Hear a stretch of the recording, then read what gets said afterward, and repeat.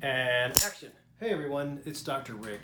Peggy had a question on using medical cannabis for sleep, medical marijuana for sleep.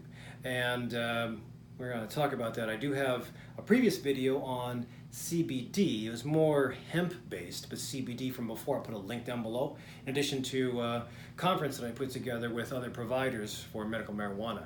But if this is the first time you're finding me, don't forget to hit the subscribe button down below and the alert button to find out when I put out new videos. So, medical cannabis.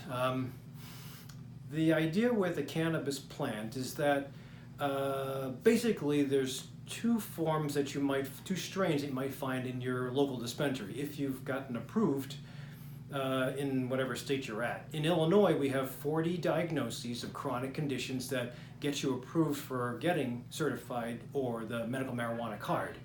And there recently, as of last week, governor passed, at least temporarily, that if you use a chronic opioid for pain or some of the medical conditions, that you actually can get your medical marijuana card too, if the doctor agrees and signs a paper.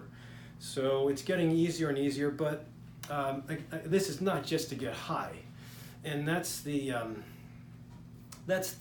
caveat with a lot of older adults is, oh, I don't want to smoke because I did that when I was a teenager and I didn't like the effect. It got me paranoid, or I just sat on the couch all day. Well, listen, that's the brute force use of street marijuana for getting high.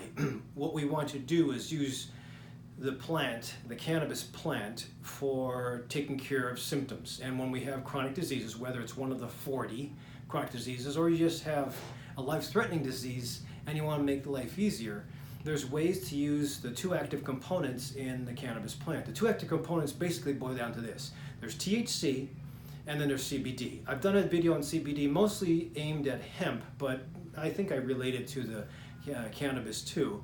But for our ideas with Peggy, as far as getting sleep, we'll just concentrate on THC. So you cannot separate the two components. They're both compounds. There's other compounds too, but the two most active and popular compounds are THC and CBD. THC is the thing that hits the CBD1 receptors, mostly found in the brain, nerve tissue, and it's the one that causes a sense of high, euphoria, calming. So the CBD is more for inflammations. It stimulates specifically CBD2 receptors, mostly in white blood cells, but you can find it kind of crossed in both spectrums too.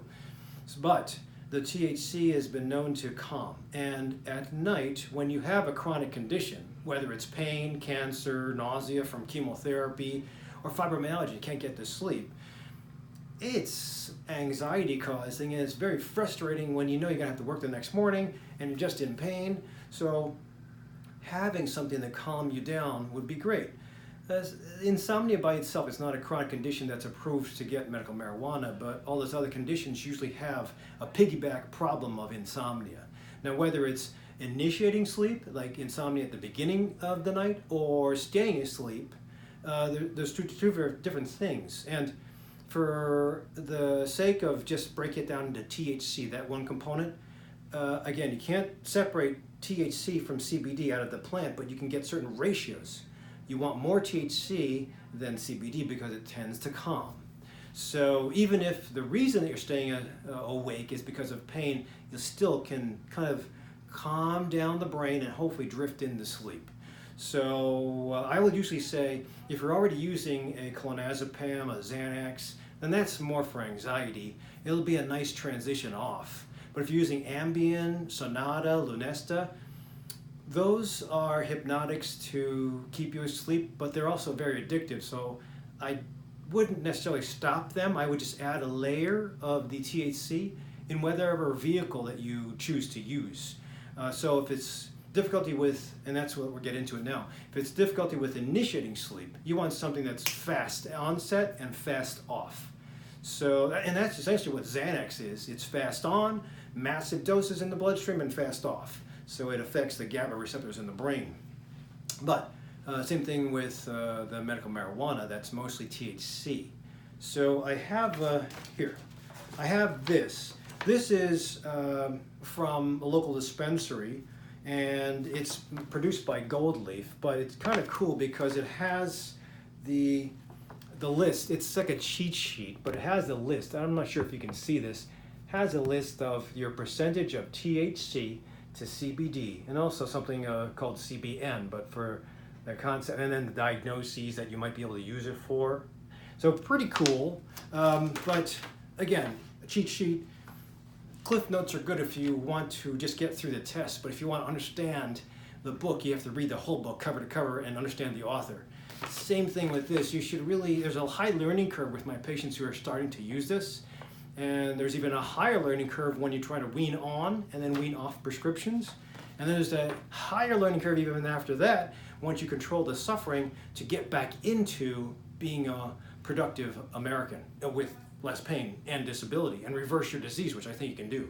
So the THC, again, if you can get something that has high THC, the vehicle that I would probably shoot for would be either smoking, if you don't have any diseases and don't have any young people at home.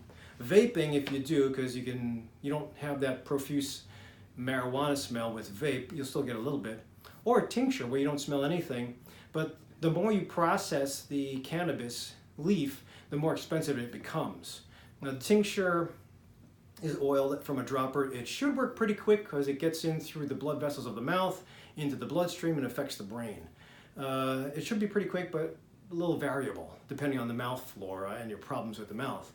The vape, fast, but it causes irritation if you're an asthmatic or have lung disease. The smoke, definitely very fast, high amount, but it also causes the most irritation to the lung, and I don't necessarily like the tar that you might get. Although I've heard that if you burn the leaf at a high enough level, quick enough, you won't have to worry about tar because it essentially vaporizes. I think it's called a PAX. I think they have it available in Illinois versus the Volcano that they sell in Europe. Very expensive contraption, but at high temperatures it essentially vaporizes the leaf. You get the active ingredients. Not as much tar supposedly, but I'd still be careful about the leaf. So, if you have initiating problems of sleep, then that would be the fastest way. If you take an edible, it takes a little bit of time before the edible gets digested, absorbed into the stomach, goes to the liver, sends off after several byproducts have been made, gets to the brain. So it's going to be slow. If you have a problem with staying asleep a couple hours after you get to sleep, that's where the edible or the oral form might be helpful.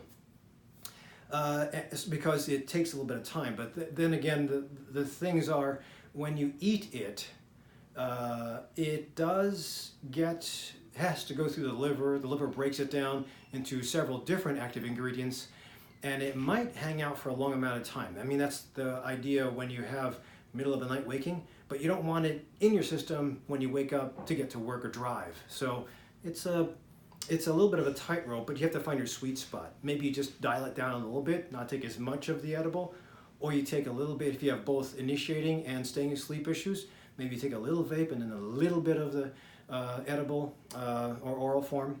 Again, it's kind of, you test out depending on which problem you have, but again, I would go for something that has more THC in it than CBD. And this again showed you'll probably be able to get, if you go to your local dispensary, most of the menus are online and they have the THC, CBD percentage or milligram dose.